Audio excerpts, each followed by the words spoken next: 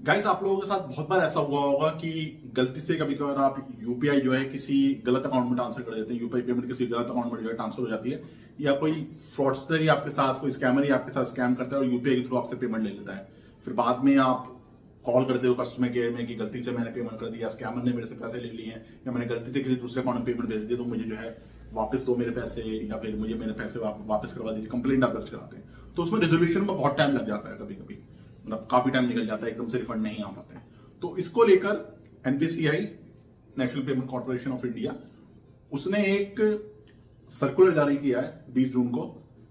जिस सर्कुलर में पहले क्या होता था, अगर मैं आपको थोड़ा शॉर्ट में इसको समझाऊं तो पहले क्या होता था कि जब आप ऐसी कोई कंप्लेंट बैंकों को दर्ज कराते थे ना, तो बैंक को जो है एनपीसीआई से अप्रूवल लेना पड़ता था, कोई जो है मतलब रिक्वेस्ट दर्ज करने से पहले। ठीक है, तो जैसे गुड फेथ चार्जबैक कहते हैं।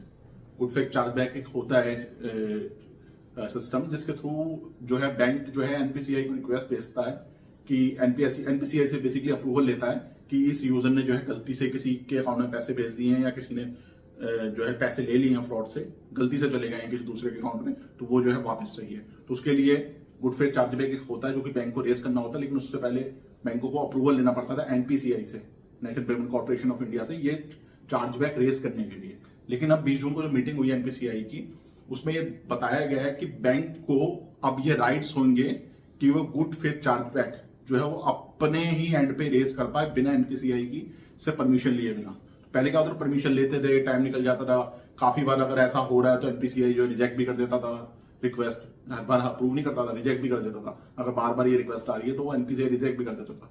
लेकिन अब बैंकों को अगर लगता है, बैंक को अगर खुद लग रहा है कि आपका जो है शिकायत जो है सही है, आपकी शिकायत बैंकों को अगर जेन्युइन लग रही है, तो खुद अपने एंड पे ही रेस कर पाएंगे गुड फेथ चार्जबैक, और उन्हें एनपीसीआई का अप्रूवल लेने की जरूरत नहीं पड़ेगी। तो वो जो टाइम लगता था अप्रूवल लेने में, वो अब खत्म हो गया और जल्दी से अप्रूवल अब आ जाया करे, रिक्वेस्ट रेज हो जाएगी बिना अप्रूवल के। तो जितनी जल्दी रिक्वेस्ट रेज होगी उतनी जल्दी आपका जो है रिफंड आ पाएगा आप तक।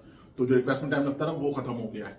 तो उसमें जो नियम लाया गया है उसको आरजीएनबी कहते हैं बेसिकली, और ये 15 जुलाई से जो है नियम जो है लागू होगा।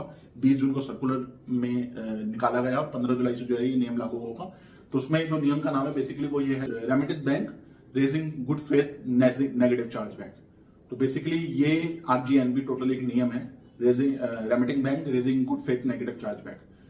तो इसमें वही सेम चीज है कि बैंक जो है आपके बिहाफ पे, अगर आपको बैंक को लग रहा है कि आपकी जो है रिक्वेस्ट सही है, तो जेन्युइन पाई गई है और उन्हें लग रहा है आपकी कंप्लेंट जेन्युइन है, तो वो अपने एंड से चार्जबैक रेज कर देगा, उसे एनपीसीआई से अप्रूवल लेने की जरूरत नहीं है पहले की तरह। तो उससे क्या होगा, जो शिकायतें आ रही हैं, जैसे आपको पता होगा आजकल ऑनलाइन फ्रॉड्स बहुत ज्यादा हो रहे हैं, स्कैमर्स जो है झूठ बोल के या कोई भी स्कीम में फंसा के आपसे यूपीआई पेमेंट्स ले लेते हैं। कोई रिश्तेदार उनके फोन कर देता है, तब आपसे यूपीआई पेमेंट ले लेता है, मतलब फ्रॉड के मामले बहुत ज्यादा बढ़ रहे हैं। तो उसको देखते हुए शायद एनपीसीआई ने ये चीज निकाली होगी, ताकि ये जो शिकायतें इतनी ज्यादा आ रही हैं यूपीआई पेमेंट्स फ्रॉड की, वो जल्दी से निपटारा हो सके। तो उसके बैंकों को ही राइट्स दे दिया गया है इन सब चीजों से निपटने का, और वो बिना अप्रूवल के जो है कंप्लेंट जो है चार्जबैक रिक्वेस्ट जो है रेज कर सकते हैं, और आपको जो पैसा है वो आपको जल्दी वापस आ जाएगा।